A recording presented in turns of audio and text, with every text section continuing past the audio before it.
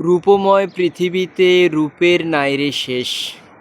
আরব দেশেই থাকি, এদেশে খুব ভালোই থাকি, কিন্তু এটা একটা বরই গাছ আপনারা দেখতে পাচ্ছেন। এই বরই গাছটা যখন আমি দেখি এবং বরই গাছের নিচের অংশটা যদি আমি আপনাদেরকে দেখাই, খুব সুন্দর বরইগুলো এখানে পড়ে আছে।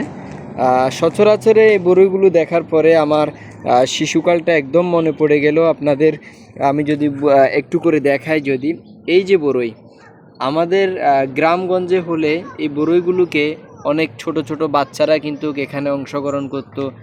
এই বরইগুলোকে তারা খাওয়ার জন্য এখানে ছুটে আসতো।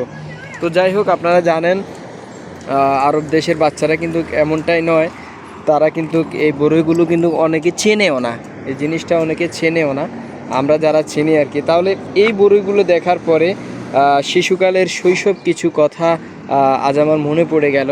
আপনারা দেখতে পাচ্ছেন অনেক বরই কিন্তু এখানে পড়ে আছে, থোকায় থোকায় বরই কিন্তু পড়ে আছে, কেউ নিচ্ছেও না, কেউ নেওয়ার প্রয়োজন বলেও মনে করে না। আপনারা দেখতে পাচ্ছেন এই বিশাল একটি বরই গাছ, বিশাল একটি বরই গাছ আমি দেখাচ্ছি।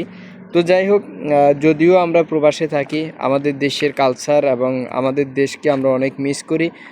সবশেষে আমরা এই কথাই শুধু আমাদের বক্তাদের জানাতে চাই যে আমরা যেভাবে যে অবস্থানে থাকি, আমাদের দেশটা যেন সুরক্ষিত এবং সমৃদ্ধ থাকে। আমরা সবাই আমাদের দেশটাকে অনেক মিস করি, শত কষ্ট করলেও মরুর এই দেশগুলোতে আমাদের চেতনা, আমাদের কথা বলা, আমাদের সুশান্তি কামনা করি আমাদের দেশটার জন্য। সবাই ভালো থাকবেন। এই ভিডিওটি সবাইকে দেখার সুযোগ করে দেবেন।